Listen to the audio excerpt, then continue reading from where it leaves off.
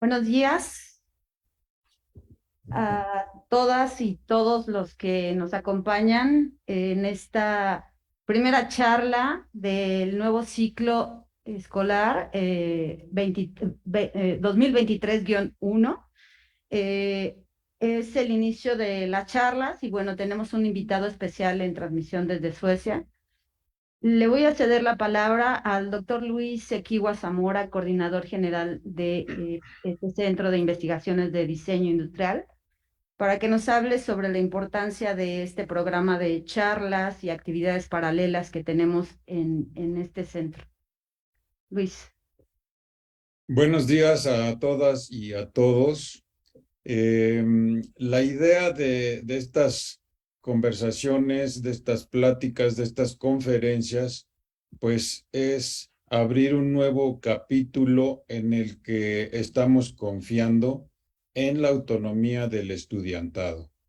En las administraciones anteriores, la asistencia a las conferencias era obligatoria y se entregaban unos papelitos para comprobar que habían estado sentados, pues a lo mejor nada más sentados en las conferencias. Ahora estamos apelando a su interés personal, a su interés por cultivar su inteligencia, por cultivar su cultura en el ámbito de nuestra profesión.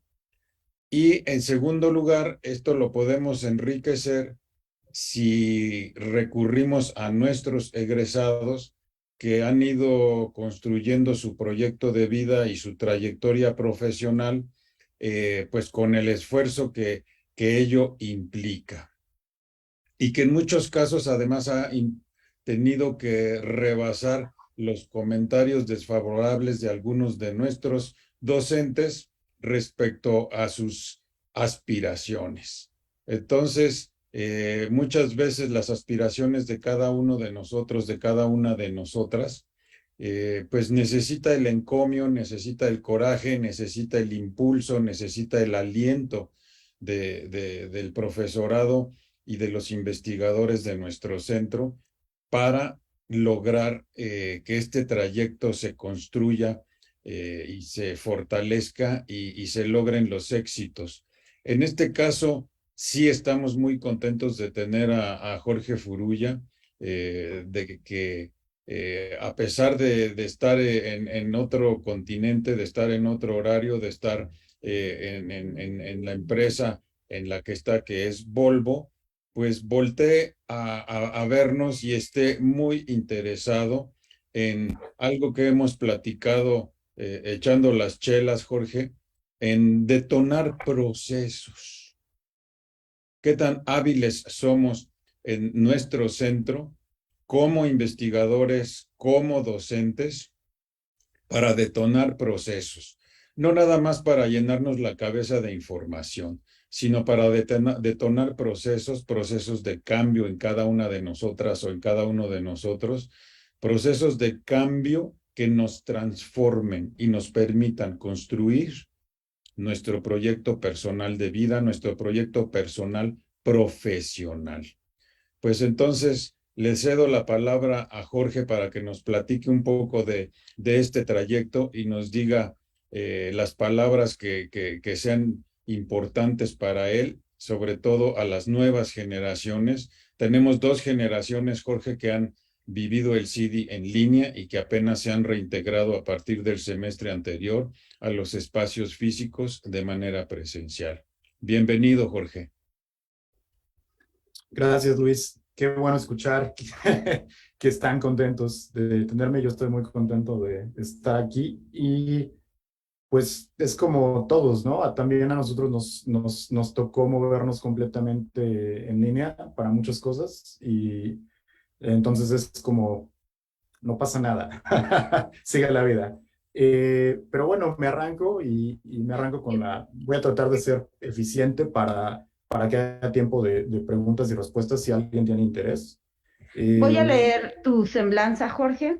perfecto. Entonces, si bien Luis y todos aquí, muchos aquí en el CIDI sabemos de tu carrera, digo, no la hemos seguido como al pie de la letra, pero Sabemos que hay un trabajo detrás de muchos años para que hoy nos presentes lo que nos vas a contar, pero es importante que nuestro público sepa que naciste en la Ciudad de México a finales de los años 70, eres de ascendencia japonesa por parte de tu padre, vives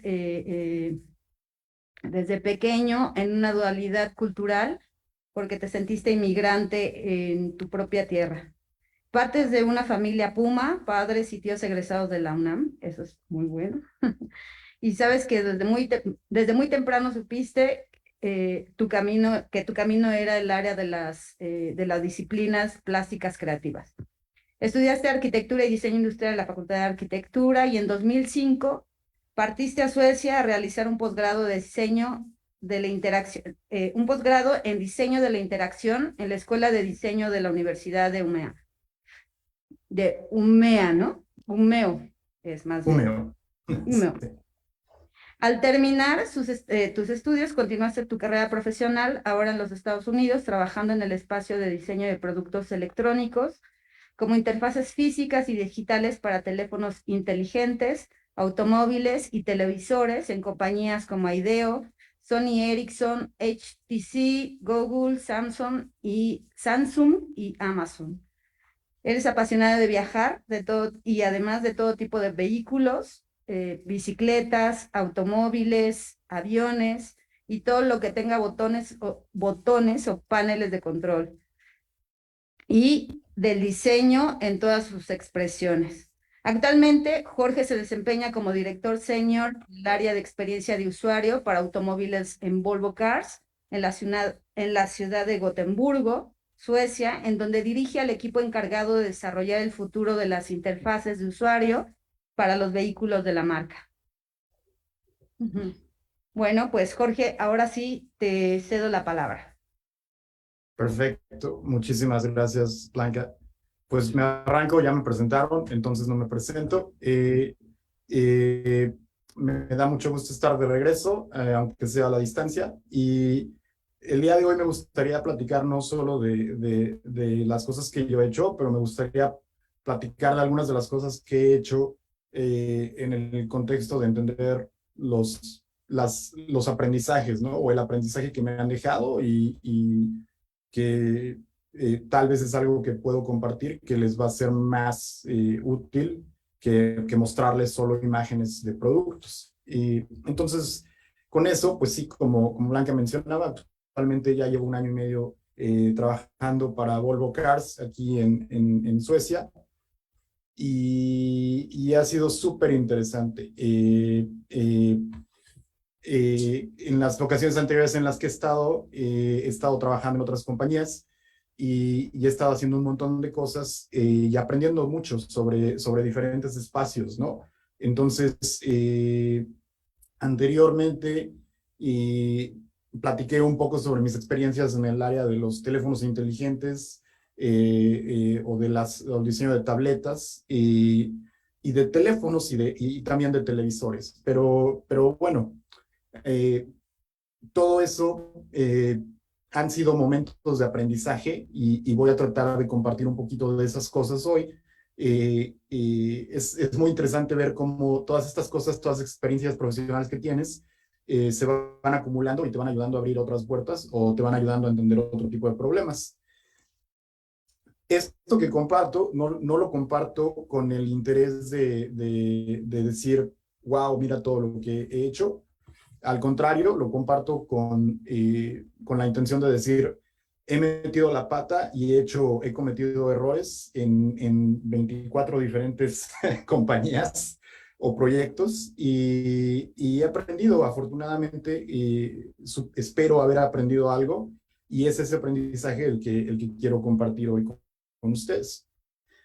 Una prueba muy clara de que he metido la pata y de que he cometido errores como cualquier profesional y como cualquier estudiante, es ¿no? Les puedo platicar de antes de venirme a Volvo, trabajé casi 4 años en Amazon, en el equipo que trabaja en Alexa, en los Echos, y hace ya años, en 2018, cuando estaba trabajando ahí, hubo un incidente en el que Alexa accidentalmente grabó la conversación que una pareja estaba teniendo sobre un tapete. Estaban discutiendo en su depa de qué tapete comprar. Accidentalmente ellos hicieron que Alexa empezara a grabar la conversación y la mandara como mensaje a un amigo de ellos. Entonces el amigo les marcó y les dijo, por favor, apaguen Alexa inmediatamente porque está grabando todo lo que dicen. Suena como algo benigno, pero para una empresa como Amazon, pues tener la confianza de sus usuarios es muy importante.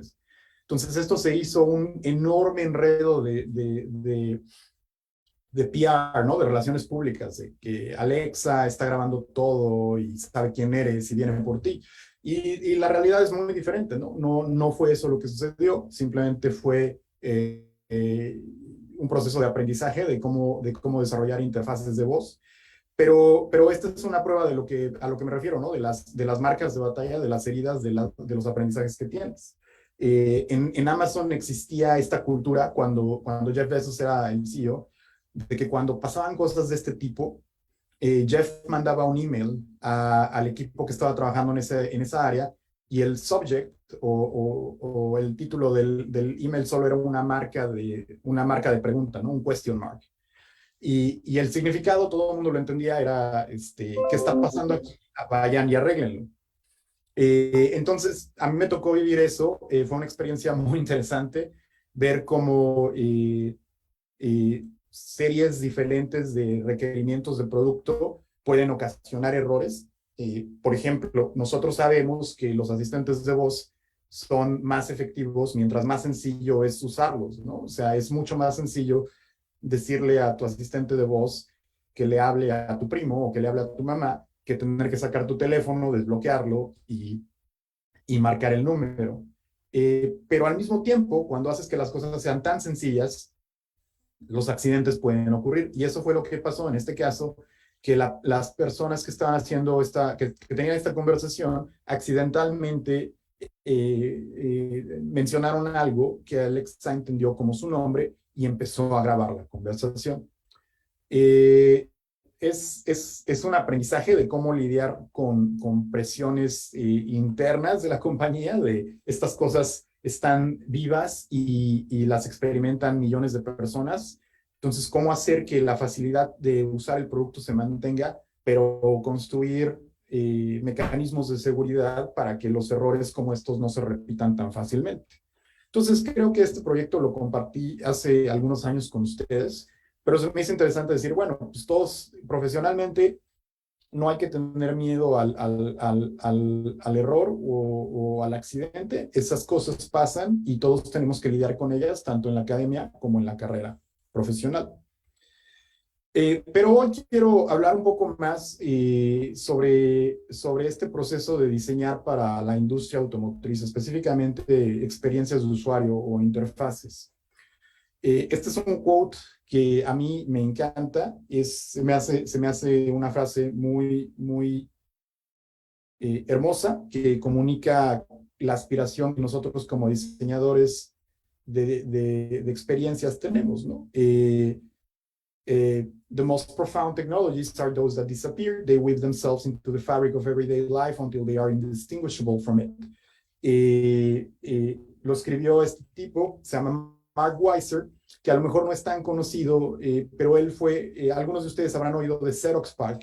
Xerox PARC era un laboratorio en el área de la bahía de Silicon Valley, donde muchas de las tecnologías que Apple y Microsoft usan para las interfaces gráficas se desarrollaron. Y Mark Weiser era uno de los líderes de desarrollo de tecnología.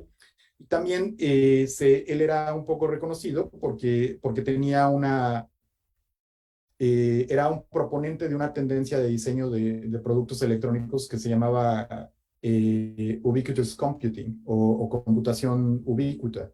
Perdón por mi pronunciación. Y él lo que decía es que las computadoras tenían que desaparecer, que no era nuestra labor como usuarios aprender cómo la tecnología funciona, sino utilizarla. Entonces él decía que las tecnologías más poderosas que el hombre ha desarrollado son tecnologías que son tan buenas, tan fáciles de entender y tan propagadas que la gente las usa, se olvida de que son tecnologías. Y ese es el caso con muchas cosas, ¿no? Mark Weiser hablaba del caso de la escritura, ¿no? De que todo mundo sabe, a todo mundo, o a la mayoría de las personas en este mundo, en algún momento les enseñan a leer y escribir, y esa es una tecnología, ¿no? Y es tan presente y abundante en todo lo que hacemos, que no piensas sobre ella como tecnología. Y para mí es lo mismo con este tipo de objetos, como la prensa para hacer las tortillas, ¿no? Es una tecnología súper sencilla y ha estado con nosotros por tanto tiempo que no pensamos sobre esta máquina como tecnología, ¿no? Simplemente es la prensa de las tortillas. Y cuando la ves, es muy sencillo entender cómo funciona, es muy sencillo aprender cómo no funciona después de verla una o dos veces, y inmediatamente después de un periodo muy breve la tecnología desaparece. La entiendes, sabes cómo se usa y la próxima vez que la utilizas no pasa nada. Es la cosa más sencilla de utilizar.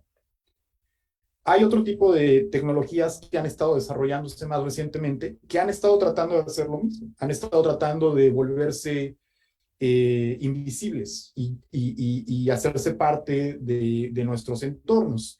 No sé si en México ya estén estas cosas. En Suecia están estos, no sé si ven que esta es la salida de un supermercado y hay una especie de puertas de cristal que se mueven. Y en la parte de arriba, no sé si se vea, pero hay como un triangulito negro. Ese triangulito es un lector de códigos QR. Entonces, la manera en que funciona es que cuando haces tu compra, la máquina imprime el QR code y para poder salir del supermercado nada más lo escaneas y se abren las puertas. Una vez que lo usas una o dos veces, lo entiendes perfectamente y la tecnología desaparece. La primera vez que yo lo usé, me quedé atorado en la salida del súper por 5 minutos tratando de entender cómo funcionaba esto. Y uno de los problemas que tuve es que el súper donde yo lo usé, la máquina no parecía este tipo de puerta, sino que era un poste cromado y la parte de arriba del poste tenía el lector de QR. Entonces estaba integrado tan sublimemente que era difícil entender que el poste tenía una función. Pero bueno, hablemos de otro tipo de tecnologías del lado automotriz, del área donde he estado laborando en este último año y medio. Hace unos años, antes de que yo empezara en la compañía, Volvo hizo este concepto, el Volvo 360. Es una visión es un concept car que se enfoca en tratar de explorar cómo los autos que se manejan solos, los vehículos autónomos, pueden evolucionar en el futuro. Y este tipo de ejercicios son muy comunes en la industria automotriz. Nosotros, mi departamento, los diseñadores con los que trabajamos y somos parte del misma área de diseño de exteriores e interiores que desarrolla estos conceptos. Y son un buen ejercicio para tratar de entender cómo la forma del objeto evoluciona, pero hay otra parte del concepto que también se tiene que experimentar y se tiene que prototipar.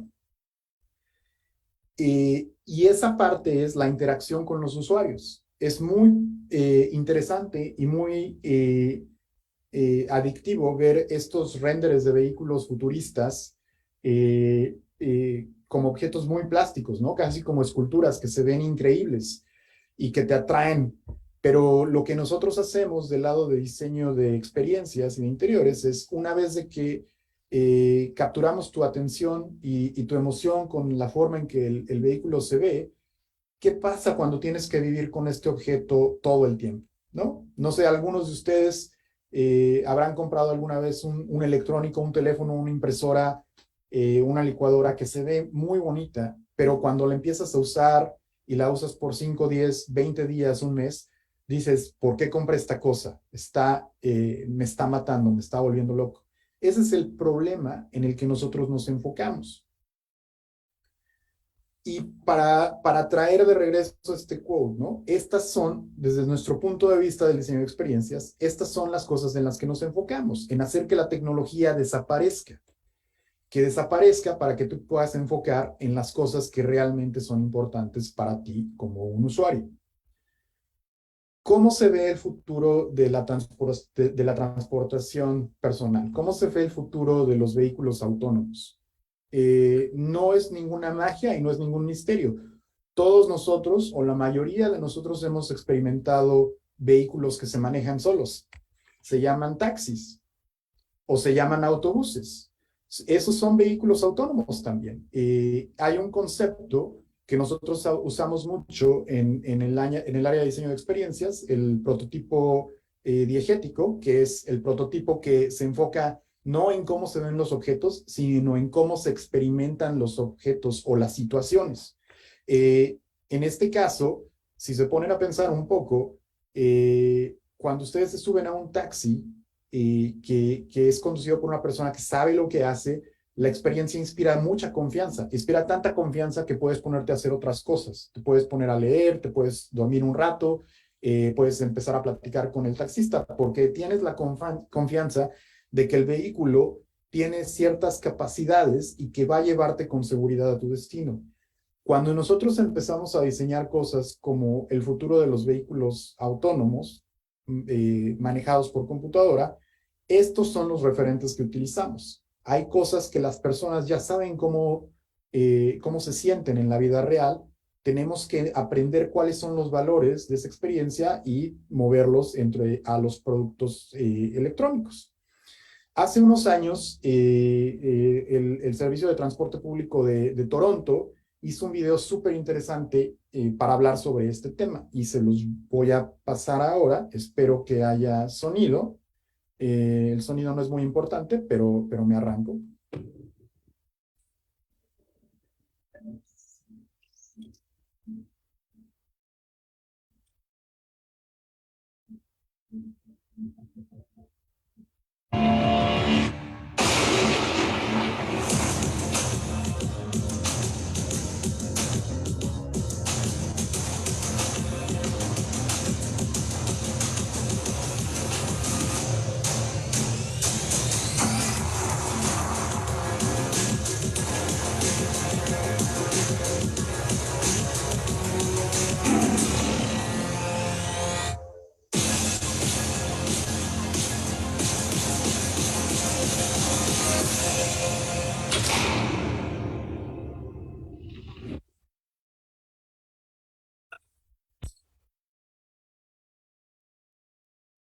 Y bueno, el concepto es el mismo. Entender cuál es la experiencia que deseas para tus usuarios, buscar referentes de esa experiencia y tratar de entender cuáles son los valores. En este caso, sabemos que confianza es lo más importante. Sabemos que una experiencia exitosa de vehículo autónomo se ve como lo que tú experimentas en un coche mientras un chofer te va manejando. Y en una situación en la que sientes tanta confianza que puedes ponerte a ejecutar otra actividad, ¿no? Que no tienes que poner atención al camino. Pero no es, una vez que tenemos esta visión, hay muchas cosas que están de por medio, ¿no? Como ustedes todos han experimentado, la distancia entre tu idea inicial y el objeto final o el producto final es más larga de lo que parece y no siempre es un camino derecho. Algo que he estado discutiendo mucho internamente en la compañía y con mi equipo de diseño es hablar sobre cuáles son esos obstáculos a la implementación de nuestros diseños, ¿no? Y una frase que le repito mucho a mi equipo es: "The worst enemy while building a vision for the future are uncorroborated self-preserved assumptions." Son las cosas que creemos que no son ciertas, pero por alguna razón las creemos, ¿no? O sea, cuando creemos que para arreglar la imagen de la tele hay que pegarle en la parte de arriba porque así se arregla, ese es un mito que los usuarios construyen a través de su experiencia y se preserva. Entonces, es nuestro trabajo como diseñadores entender cuáles son los mitos que los usuarios tienen con los que tenemos que lidiar y cuáles son los mitos o las creencias que tenemos sobre nuestros usuarios que no son realidad. Y les voy a dar un par de ejemplos. En los años 50, 60, se empieza a desarrollar el concepto y la tecnología para hacer videollamadas. Y por muchos años, esto era pues tecnología de anaquel, ¿no? O sea, se mostraba en las expos, se mostraba en las revistas, pero no pasaba de ahí. Y muchas personas lo atribuían a condiciones sociales. Por ejemplo, cuando yo estudié mi maestría en diseño de la interacción en 2005, el libro que me dieron a leer como el referente de diseño de la interacción tenía un capítulo donde hablaba de que cosas como los videoteléfonos y las videollamadas no iban a suceder nunca, no por limitaciones tecnológicas, sino simplemente porque la gente prefería no ser observada cuando estaban teniendo llamadas casuales. Y enos aquí en 2022, donde sabemos que eso no es cierto, que dadas las circunstancias correctas, la gente va a subirse a estas nuevas herramientas tecnológicas. Para mí, cuando estaba en Amazon, algo que fue muy simpático fue darme cuenta de que parte de lo que este libro decía en 2005 era, bueno, es que la gente se preocupa de estar siempre arreglada y verse bien en las llamadas. Cuando estaba en Amazon, hace 2, 3 años, conducimos una investigación para tratar de entender patrones de uso de las herramientas de comunicación y nos dimos cuenta de que había un gran grupo de usuarios para estas tecnologías, muchos de ellos muy jóvenes, los adolescentes, los niños que empiezan a hacer videollamadas con sus familiares, y que el segundo grupo más activo de ese tipo de servicios eran los abuelos. Que los abuelos son muy activos en el uso de videollamadas, porque es el canal que tienen para conectar con sus nietos en muchas ocasiones. Y de lo que nos dimos cuenta es de que los abuelos corrían a utilizar las herramientas que les daban más filtros, porque así no había que preocuparse sobre si la abuelita se pintó la cara o no, si se ven los trastes detrás de ella o no. Y además, los niños, pues obviamente se divertían más viendo los filtros aplicados. Entonces, el gran aprendizaje aquí fue entender que, bueno, había una gran presunción de que la tecnología no iba a ser adoptada por el conocimiento previo y se volvió un mito por muchos años, por muchas décadas, hasta que las condiciones adecuadas y las tecnologías necesarias se conjuntaron para poder ofrecer algo atractivo. Otro ejemplo que me pasó a mí personalmente, trabajando en Samsung, diseñando esta televisión, The Frame, una televisión que cuando la apagas se convierte en una especie de cuadro con pintura, con ilustraciones, con fotos. El equipo de diseño industrial pensaba que la mayoría de los usuarios iban a poner la televisión montada en la pared o en este tipo de estantes. Y entonces, para esconder toda la tecnología que va atrás de la ilusión de que esto es papel, pusieron todos los sensores en la parte de abajo de la televisión para que no se vieran.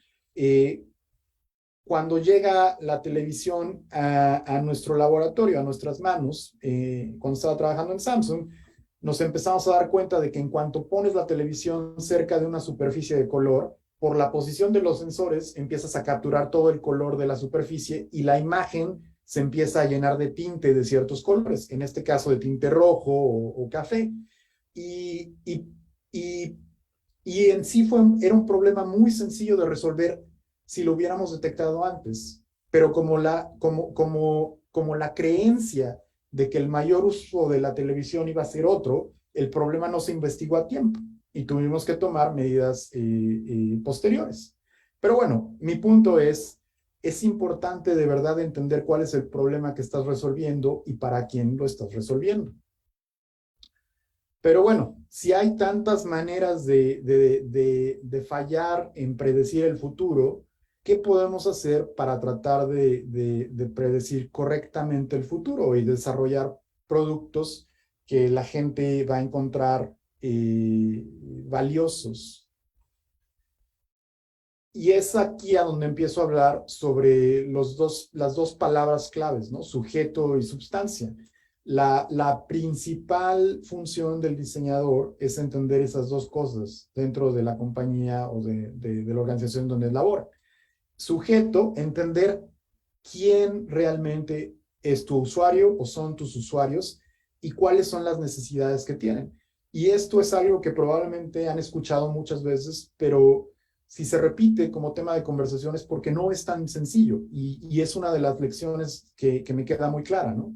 Es muy difícil poner a un grupo de personas de acuerdo, es muy difícil hacer que ese grupo de personas deje de pensar que están diseñando el producto para ellos mismos y que lo están diseñando para alguien más y entender quién es esta persona.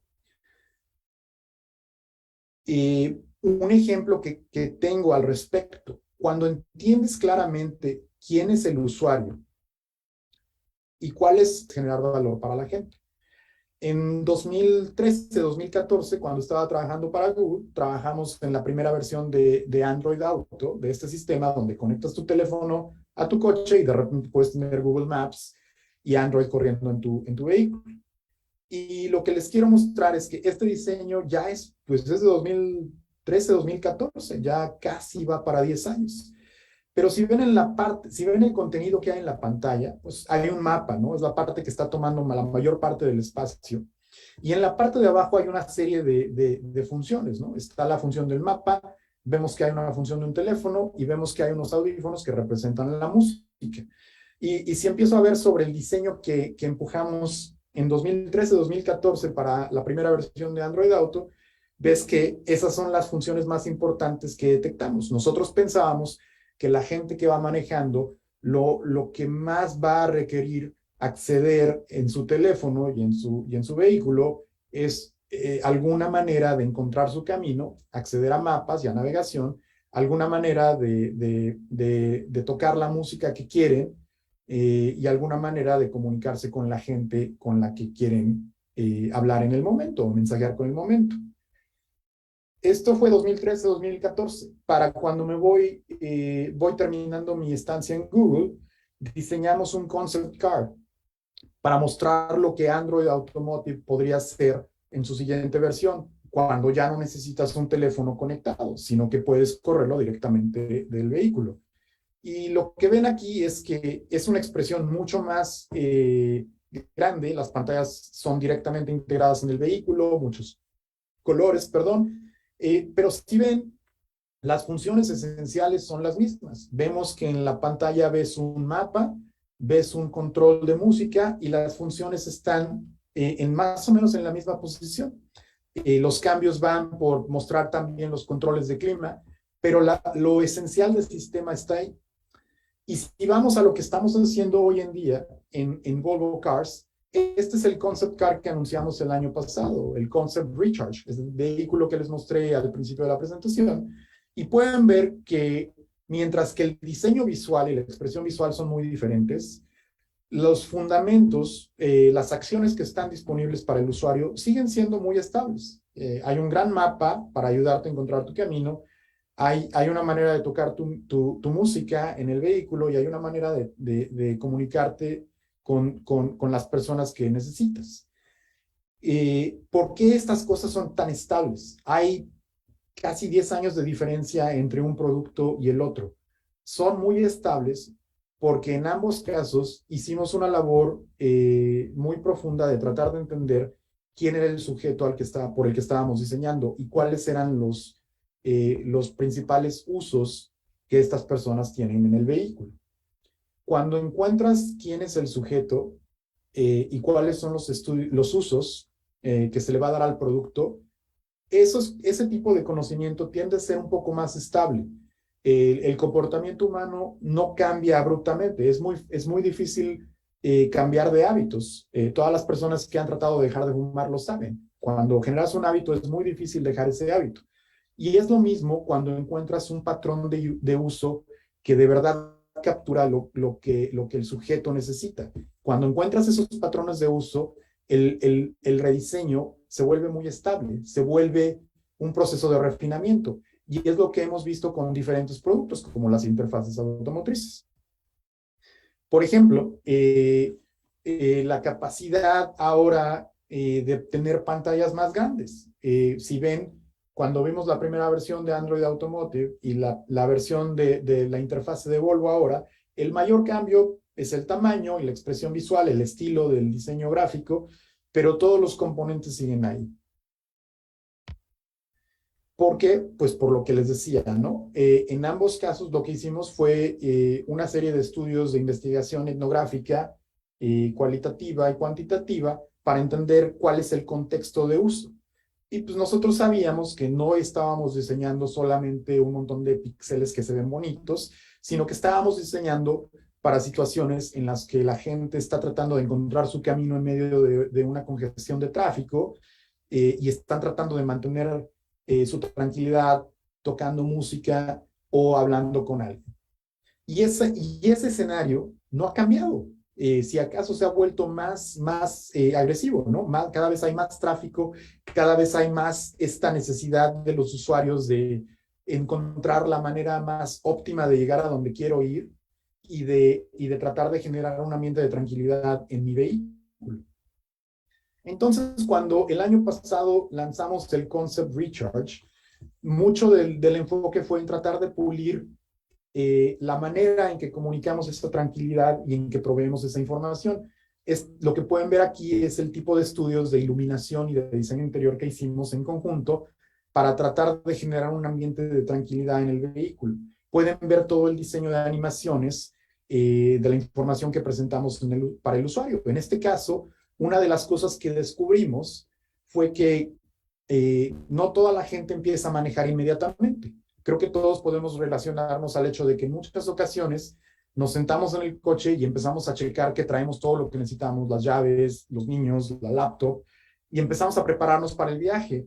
Entonces, lo que el equipo hizo fue utilizar ese insight, ese conocimiento, y diseñar un patrón en la interfaz del vehículo para recibirte. Entonces, lo que ves en esta pantalla es algo a lo que le llamamos la welcome screen o la pantalla de bienvenida, y lo que hacemos es tener una serie de tarjetas que te dejan acceder inmediatamente a cosas que vas a necesitar. Por ejemplo, empezar a tocar la música que quieres o lanzar Google Maps con la dirección de tu trabajo o abrir la cajuela o cerrar los seguros del vehículo. Toda esa información es información que necesitas antes de empezar a manejar. Aquí pueden ver la pantalla con un poco más a detalle en el concepto y también de lo que nos dimos cuenta es de que la gente puede estar ahí un buen rato esperando por alguien más, por un familiar, por un amigo, o puede empezar a manejar. Y entonces lo que empezamos a entender fue cuáles son los patrones de uso, cómo hacer que esta pantalla desaparezca para en el momento en que empieces a manejar, presentarte la información necesaria. Y empezamos a desarrollar patrones hipótesis de uso, ¿no? Tal vez desaparece cuando pones el vehículo en drive o tal vez desaparece cuando aprietas el freno para empezar a manejar. Y puedes ver el tipo de transiciones. Si selecciono la tarjeta del mapa, lo que sucede es que la aplicación se lanza directamente en lugar de estar navegando la interfaz de tu teléfono. Y esa es una de las grandes diferencias entre el trabajo que hacemos en el área automotriz. El área automotriz tiene consideraciones legales y recomendaciones de seguridad como NHTSA Driver Distraction Guidelines, que te piden que el usuario pase la menor cantidad posible viendo la pantalla para que pueda preocuparse y poner atención en sus alrededores. Entonces, mucho del trabajo que hacemos es entender cuáles son los patrones de diseño para presentar la información que necesitas sin tener que navegar por la interfase, que es lo opuesto a lo que el diseño de patrones de computadoras y de teléfonos móviles hace. Cuando tú tienes tu teléfono, es muy sencillo empezar a buscar la canción o empezar a buscar el amigo y empiezas a perderte en el teléfono. Y lo que nosotros tratamos de hacer es lo contrario, tratar de elevar esa información lo antes posible para que no tengas que hacer navegación de contenido dentro de la interfase. La segunda parte es la sustancia, ¿no? Hablamos del sujeto, hablemos de la sustancia. Algo que es muy importante, como lo menciono aquí, es have a clear definition of what is the value under all the candy coating that your product brings to the table, and what are your trade-offs to offer such value. ¿A qué me refiero? Si recuerdan las pantallas que les acabo de mostrar, muchas de las diferencias eran la expresión visual, ¿no? El lenguaje gráfico de las interfaces es muy particular en el caso de Google, es muy particular en el caso de Volvo, pero al final de cuentas funcionan porque hay un conocimiento del usuario que es sólido. Eso es a lo que me refiero. Candy coating es el término que usamos para decir, bueno, a final de cuentas, el producto, ya sea físico o digital, tiene que verse bien, tiene que sentirse bien. Entonces, si es un objeto físico, escojamos la forma, los colores, las texturas y el acabado ideal para hacerlo atractivo. Si es digital, escojamos los píxeles adecuados, escojamos el tema, los colores y los patrones de uso adecuados que sean atractivos para el usuario. Y aquí es donde empiezas a ver las lecciones que has aprendido en tu carrera, ¿no? Hace varios años yo fui con ustedes y les compartí el trabajo que estaba haciendo en Sony Ericsson con las interfaces de teléfonos inteligentes, el Xperia que salió por ahí de 2008-2009. Fue un gran ejercicio, fue una gran manera de empezar a entender cómo se desarrollan los productos digitales, pero también fue un claro caso de dedicar demasiado esfuerzo para algo que no necesitaba tanto esfuerzo. Cuando trabajamos en este proyecto, dedicamos muchísimo esfuerzo en desarrollar el home screen del teléfono. Hicimos una interfase 3D en donde todas estas tarjetas presentaban información de diferentes canales y duró una generación, porque después de una generación Android empezó a mejorar mucho y decidimos no usar esto en la segunda generación del teléfono. Entonces, es importante entender cuáles son los compromisos que haces, ¿no? ¿Cuánto vas a invertir en desarrollar ciertas cualidades de un producto respecto a otras cualidades del producto, que es algo que a veces nos cuesta trabajo entender? ¿Por qué no estamos haciendo esta gran visión en la que todo es perfecto? Que en ocasiones nosotros en la industria llamamos North Star, o la estrella que nos va guiando. Y la realidad es que, como en cualquier organización o en cualquier compañía, siempre hay recursos limitados. Siempre hay un cierto número de ingenieros, un cierto número de recursos y un cierto número de dólares o de pesos que se pueden utilizar para desarrollar el producto. Y nuestra labor como diseñadores es tratar de entender esas limitaciones y tomar las mejores decisiones que podamos para dar el mayor efecto positivo a nuestros usuarios. Y entonces, hablemos de otras dos cosas que se relacionan al sujeto y a la sustancia. Hablemos del proceso. Cuando hablamos del proceso, es muy importante para mí entender, y esta es la parte inmaterial, ¿no? O sea, es muy fácil hablar sobre cómo las cosas se ven muy bien, cómo los productos finales se ven increíbles, y todo el trabajo y toda la magia que hacemos para que se vean ahí. Pero es importante entender para ustedes y para nosotros en general, recordarnos como profesionistas que el proceso es la columna vertebral del buen desarrollo de producto. ¿A qué me refiero con eso? Hay esta distancia de la que hablamos entre la visión que tienes, de la idea inicial que tienes, y el producto o la estrategia de producto que quieres entregar al mercado.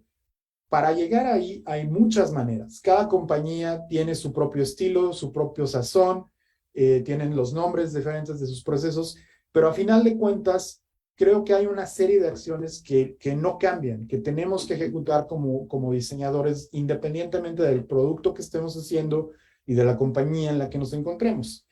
Y si ven aquí, hay muchos tipos de investigación, ¿no? En la parte de arriba, entender tendencias socioculturales, investigación cuantitativa, inteligencia de mercado o investigación cualitativa. Pero lo que estoy hablando es, bueno, ¿cuál es la acción detrás de esto? Y es entender, ¿no? Understanding.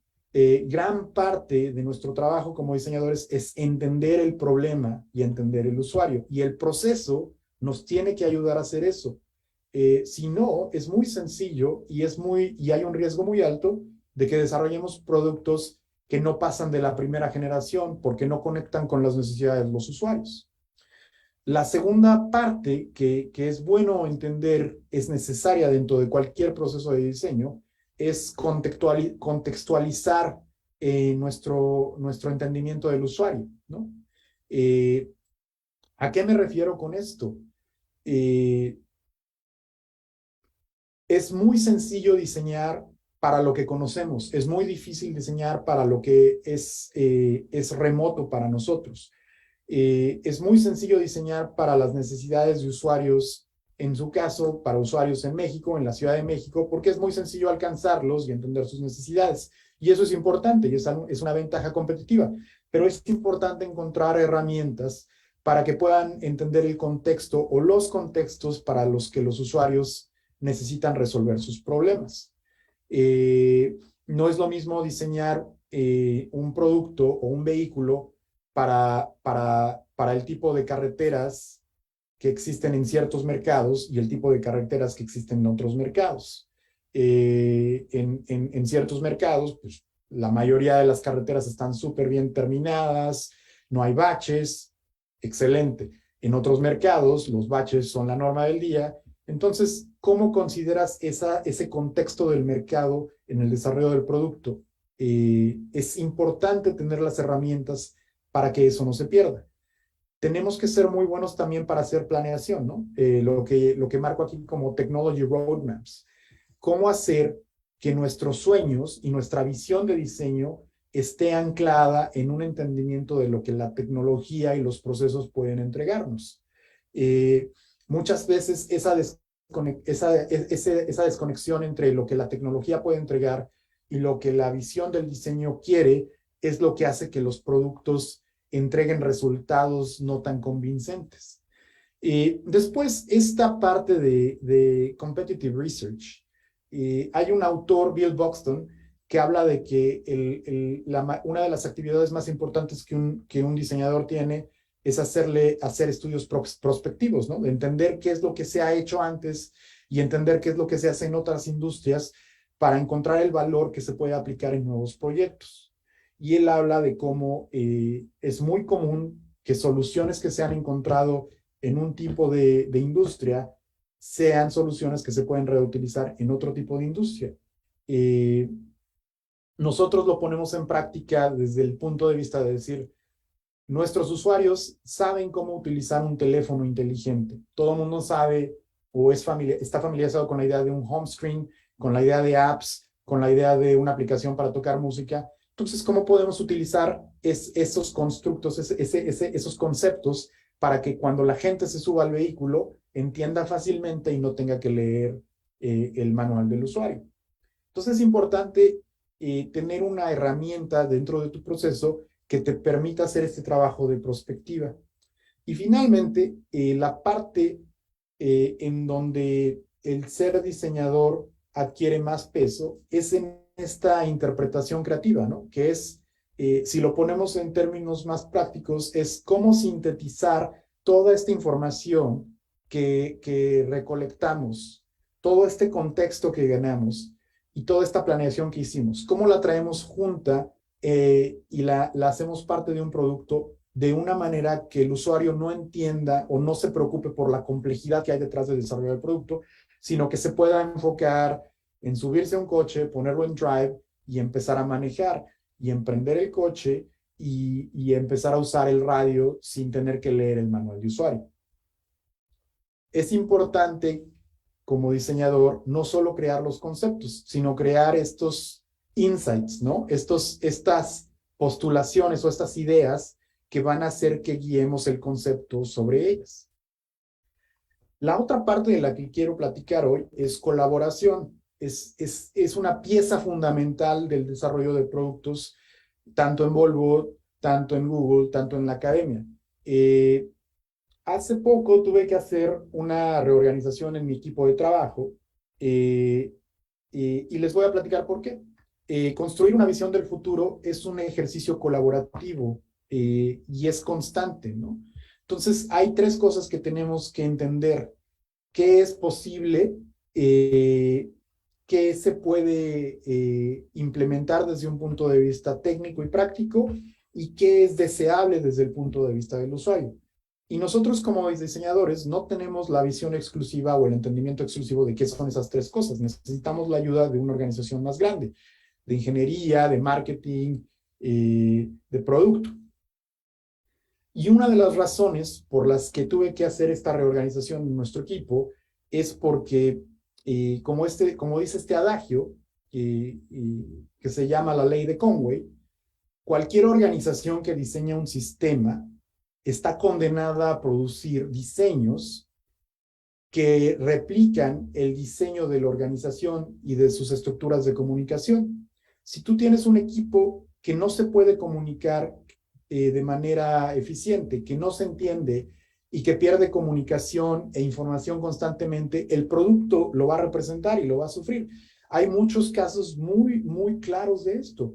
¿Cuántas veces no les ha pasado ir a un website en donde se meten al website y parece que la página principal la hizo un equipo y le aprietan una sección del website y parece que la diseñó un equipo completamente diferente? Hay muchas cosas que pasan detrás de ese tipo de situaciones, pero una de ellas es la comunicación y la colaboración. No tener buena colaboración se manifiesta en los productos que diseñamos. La razón por la que tuve que hacer este rediseño organizacional fue porque hasta principios de año teníamos un equipo que se dedicaba a hacer la visión a futuro, ¿no? El concepto.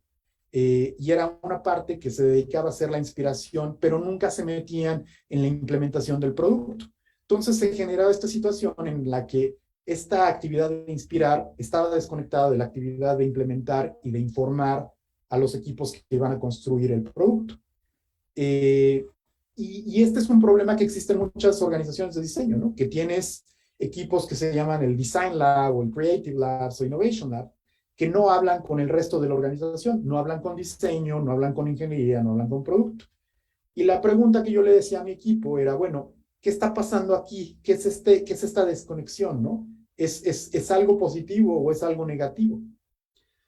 Y este es un buen aprendizaje que me gustaría compartir con ustedes, incluso a nivel académico.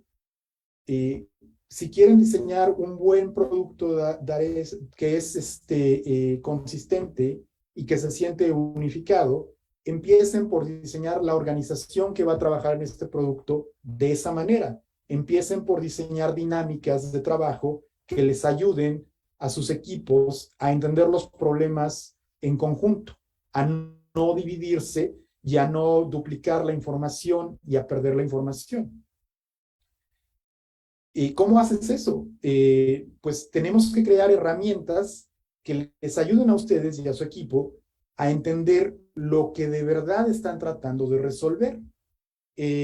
Separar las necesidades del usuario de las limitaciones tecnológicas y organizacionales. Es algo que hacemos en mi equipo, en mi organización.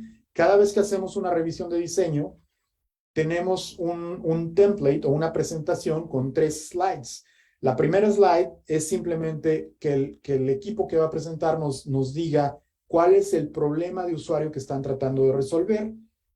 Y cada vez que revisamos el proyecto, revisamos cuál es esa necesidad de usuario y la vamos puliendo. Y la segunda diapositiva es cuáles son las limitaciones o el marco tecnológico que tenemos que trabajar estas necesidades. Entonces, es importante separar estas dos cosas y es importante tener herramientas que le ayuden a tus equipos de diseño a entender que estas dos cosas son diferentes, porque muchas veces lo que acaba pasando con los diseñadores es que empezamos tratando de resolver las necesidades de los usuarios y acabamos resolviendo los problemas o las limitaciones tecnológicas, ¿no?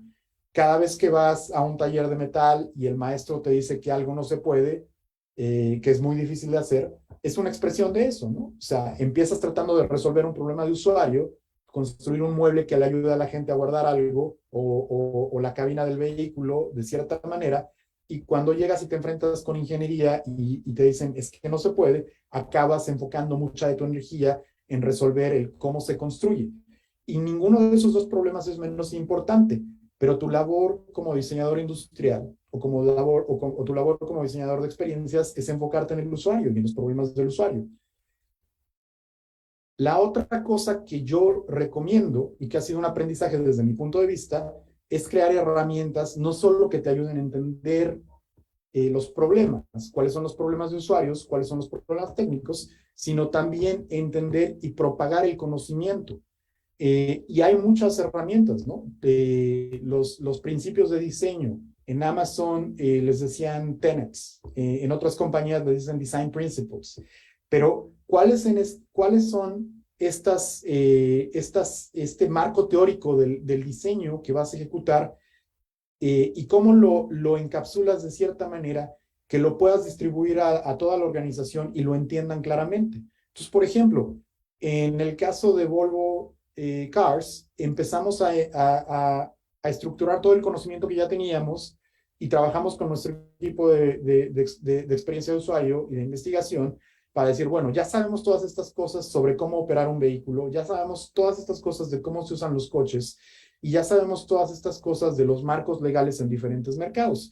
Vamos a traerlo todo junto y vamos a construir principios de diseño que nos ayuden a resolver todas las preguntas que van a venir a nosotros de una manera coherente y consistente. Entonces, lo que ven aquí son nuestros principios, en verdad.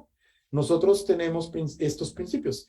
Design for a safe display of information. Todo lo que ponemos en la pantalla o en el tablero del coche tiene que estar pensado desde el punto de vista de que el usuario probablemente va a estar ocupado con otras cosas, va a tener que estar poniendo atención al camino y asegurarse de que no hay nada que lo ponga en riesgo a él o al vehículo. Entonces, todo lo que ponemos en la pantalla, tratamos de hacer el mayor esfuerzo para reducir la complejidad y hacerlo la presentación de una manera segura. Design for Behavioral Continuity. Nosotros, uno de nuestros principios es que no diseñamos para que la gente tenga que navegar menús de computadora, sino que diseñamos para que las personas puedan completar sus goles, como ir a ver a su abuelita o ir al súper y subirse al coche y poder escuchar música. Esas son las cosas que la gente quiere usar. La gente no quiere aprender a usar un sistema operativo en un coche. Ellos solo quieren manejar de un punto a otro punto, escuchar música, hablar con alguien. Design to empower, not to outsmart. Sobre todo en el área de tecnología y diseño de experiencias, hay muchas cosas, recuerdan estos mitos, estas cosas que creemos que no son ciertas, pero por alguna razón las seguimos creyendo, esas existen en abundancia en el diseño de experiencia de usuario. Muchas de esas creencias tienen que ver con cosas como que el diseño de voz va a resolver todos nuestros problemas. La tecnología de vehículos autónomos va a resolver todos nuestros problemas. En algún momento tal vez lo harán, pero la realidad es que en este momento las tecnologías todavía están siendo desarrolladas y tenemos que ejercer un criterio de diseño muy claro para presentar información a los usuarios. No queremos que el coche asuma que quieres hacer algo y ponerte en una situación de riesgo. No queremos que el coche asuma que quieres tomar esta salida en lugar de la siguiente salida. Entonces, ¿cómo presentamos la información de una manera en que tú puedas ser la persona que toma las decisiones, que no sea una computadora que las tome? Y finalmente, diseñar con criterios de accesibilidad y de inclusividad. ¿Cómo hacemos que todas las interfaces que diseñamos en la compañía sean válidas, relevantes y útiles para personas de diferentes complexiones, de diferentes capacidades? Personas muy altas, personas muy bajas, personas con movilidad restringida, personas que no tienen una visión perfecta. Todos esos criterios tienen que ser encapsulados. Y la razón por la que utilizamos principios de diseño es porque estas preguntas no solo vienen a nosotros una vez, es un flujo constante de preguntas, de información que se requiere del equipo de diseño. Y para nosotros es más efectivo y más eficiente crear estos principios de diseño, distribuirlos y entablar el diálogo con los diferentes equipos de la compañía utilizando estas herramientas en lugar de empezar el diálogo desde el principio y educar a nuestra compañía desde el principio. Pero bueno, para no extenderme mucho más, quiero cerrar hablando sobre un par de cosas. Algunas lecciones que he aprendido y que quiero compartir, además de lo que les he dicho del sujeto y la sustancia, son 5 puntos que creo que les pueden ser útiles en sus estudios profesionales y en su desarrollo después de eso, ¿no? como un profesional del diseño, estás en una audición constante. Todo el trabajo que haces, todas las presentaciones que haces, todas las colaboraciones que tienen, son una audición para tu siguiente proyecto. Y no solo es sobre tus habilidades de diseño, también es sobre tu personalidad, tu carácter y tu determinación. No tienes que ser un experto desde el primer día, pero tienes que presentarte con la actitud adecuada de aprender, de absorber conocimiento y de entender cuáles son las áreas en donde te tienes que desarrollar. Cuando contratamos a gente a nivel junior, no estamos esperando que ya sepan todo sobre el diseño de interfaces automotrices. Estamos esperando que sean personas que entienden un buen proceso de diseño, que entienden que un buen proceso de diseño empieza por entender las necesidades del usuario y que entienden cómo estructurar esos conocimientos para desarrollar un concepto. El trabajo de equipo no es opcional y no se hace más fácil aprenderlo después. Aprendan a trabajar en equipo desde hoy.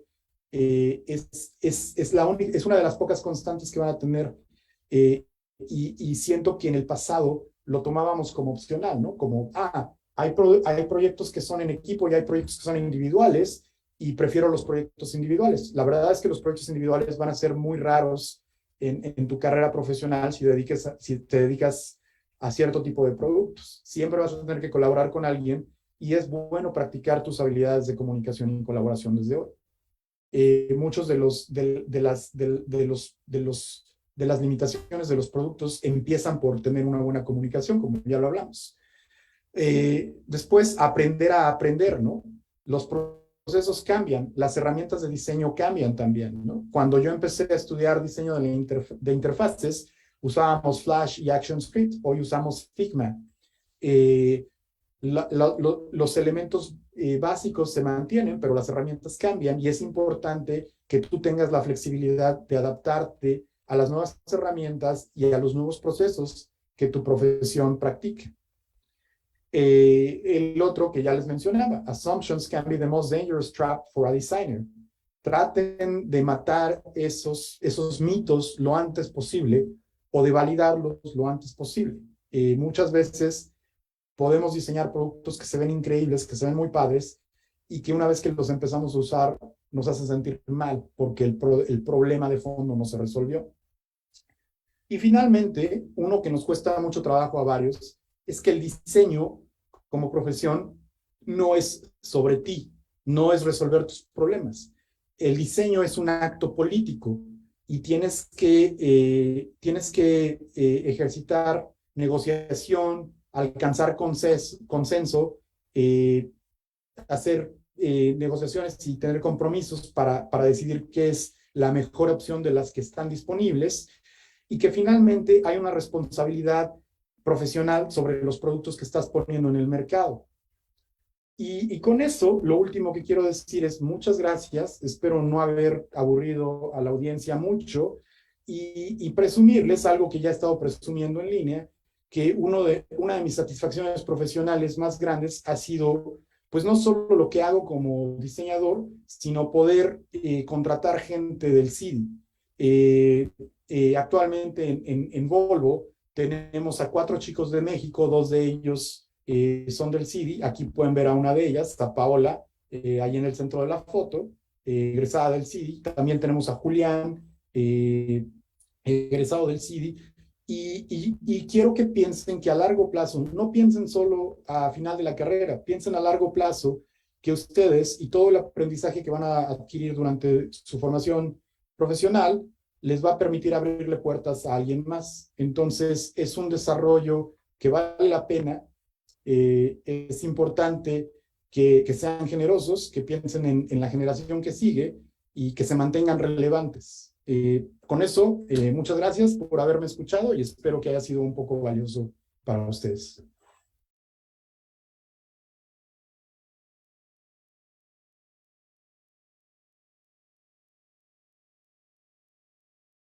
Muchas gracias, Jorge. Deja ponerme. ¿Sí me escuchan? Sí, Ah, perfecto. Deja ponerme en visual porque creo que no me ven. Em,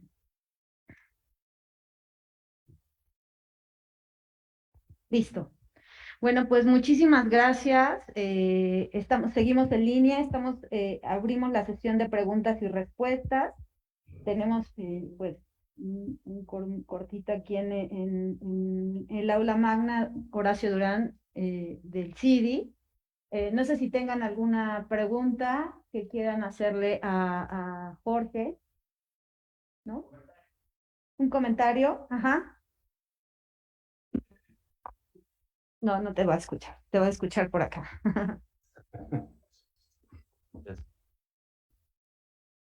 Hola, ¿qué tal, George? Espero que estés muy bien. Soy Omar Fernández, soy Pokémon, seguro te acuerdas de mí, apenas ayer te mandé mensajito. Pues antes que Claro. nada, una gran felicitación.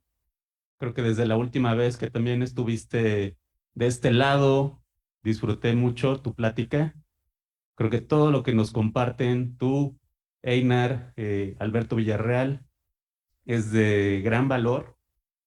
Tal vez que como chavos, como jóvenes, no entendemos todo lo que estamos captando en esta parte, pero es muy importante.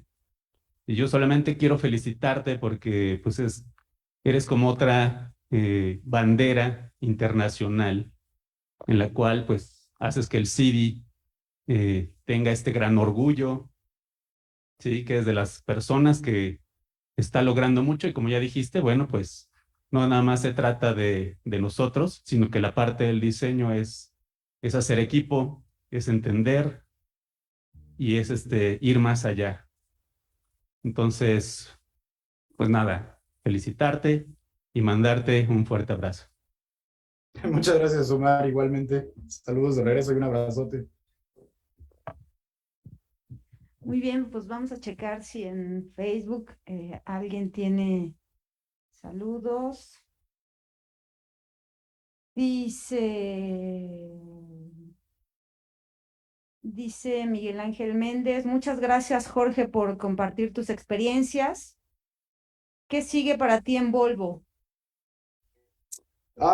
¿Qué sigue para mí en Volvo? Bueno, pues hoy el presidente de Volvo dio un primer vistazo del siguiente coche que vamos a lanzar, el EX90, y empezó a hablar sobre las tecnologías que van a estar detrás de este vehículo.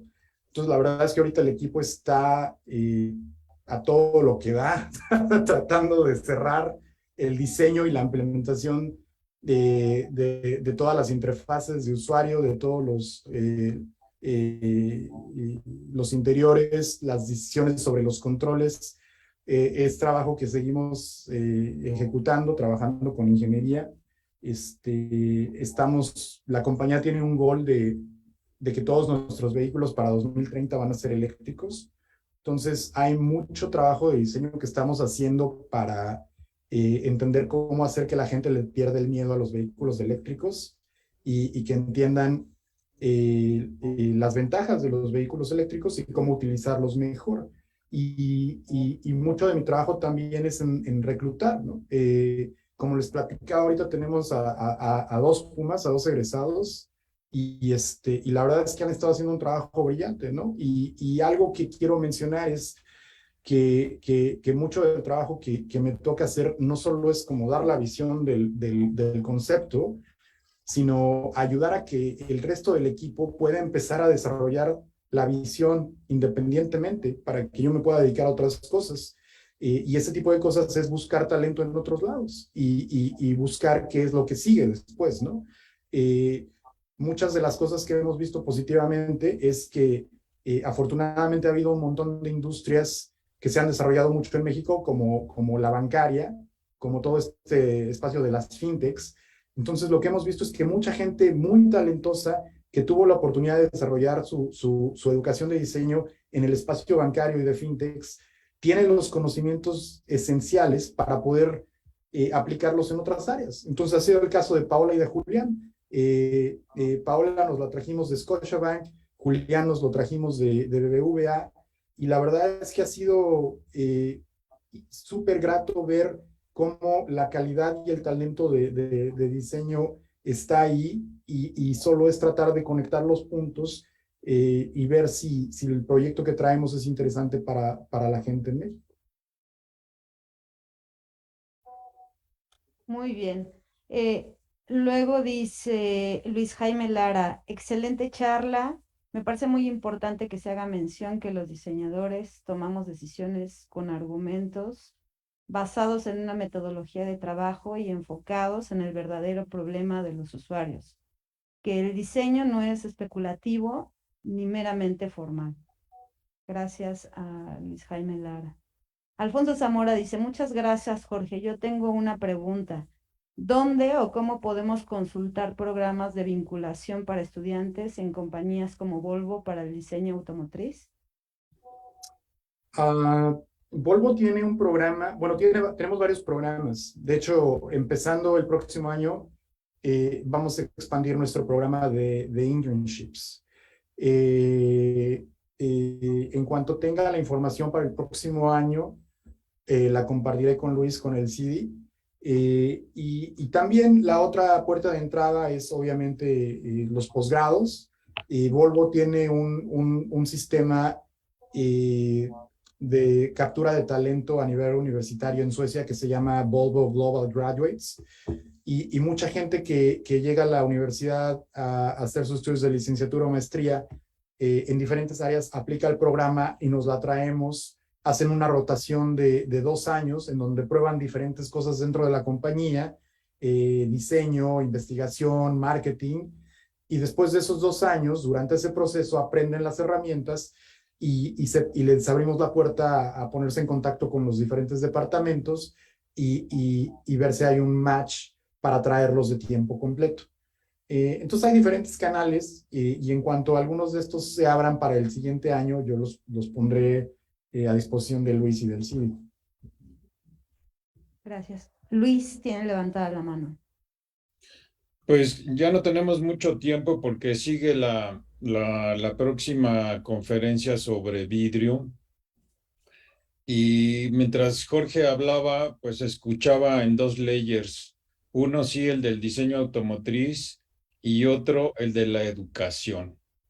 Y todo lo que has dicho, Jorge, sí o no aplica en la formación de diseñadores profesionales. O sea, ¿cuántos hábitos rancios, caducos tenemos en la formación profesional de nuestros diseñadores y de todos los profesionales en la gran mayoría de las universidades en México? Y obviamente en el CIDI tenemos muchas cosas, muchos hábitos que están basados en suposiciones personales, como tú dices, pues que hay que cambiarlos. Y los alumnos también, desafortunadamente, tienen muchas suposiciones personales de lo que debe ser la educación y esperan y se sintonizan con los maestros que siguen también con estos hábitos rancios y caducos que necesitamos cambiar. Entonces, ¿cómo le vamos a hacer para pensar en esa nueva educación? Estamos en el proceso de evaluación de nuestro plan de estudios y necesitamos proponer un nuevo plan de estudios para el 2025. Entonces, imagínate que es el Volvo nuevo para el 2025. Bueno, el nuevo plan de estudios para el 2025 del CIDI, ¿cómo va a ser? Y para eso, pues necesitamos que los profesores y los investigadores de nuestro centro, pues se den permiso de visualizar, como usaste esta palabra, prospectivamente, cómo vamos a hacer. ¿Qué es lo que cada diseñador de los años que vienen necesitan para su desempeño profesional? No lo que yo creo como profesor del siglo pasado les quiero enseñar. Y que los alumnos tengan confianza en que les podemos proponer cosas nuevas y que no piensen que lo que se dice en los pasillos de lo que debe ser la educación con base en argumentos del siglo pasado y que es lo que se está dando, es lo que ellos tienen que aprender porque su profesor se los está enseñando. No creo en la palabra enseñar, creo en la palabra aprender a aprender, como tú lo dijiste. Y nosotros debemos ser muy hábiles en aprender a aprender, porque evidentemente la tecnología cambia el mundo está cambiando, el mundo necesita cambiar. Entonces, pues agradezco mucho tu participación. No me atemoriza estar enfrentando esta realidad de si hay gente presencial, en línea.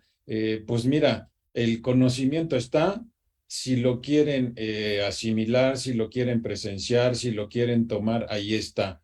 Estoy totalmente en desacuerdo de obligar a la gente a asistir a conferencias, a sentarse, a calentar el asiento, y mejor prefiero que los que estemos interesados y atentos y compartamos esta experiencia, porque finalmente es una experiencia y la experiencia te aporta información para tu proyecto personal de vida. No importa si tienes 71 años como yo o 20 como los alumnos que están ahora, que ese es el promedio de los que están inscritos en el CIDI. Pues te agradezco mucho y pues claro que tenemos que seguir trabajando. Qué bueno que Paola ya está ahí, qué bueno que Jorge ya está ahí, y que pues ya se animaron, porque también vimos, y eso que lo escuchen nuestros egresados, cuánto tiempo han estado tú y Alberto Villarreal invitando a los alumnos y por alguna razón, pues no se acercan, ¿no? No sé si es el idioma, no sé si es la distancia,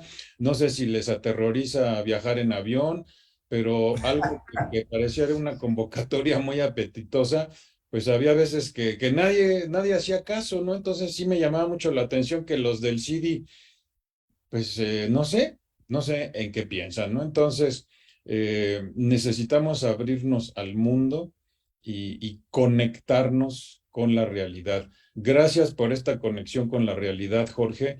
Gracias por seguir con tu corazón enlazado con el del CIDI, con el de nosotros, y seguiremos tratando de hacer algunas colaboraciones más. Un gran abrazo.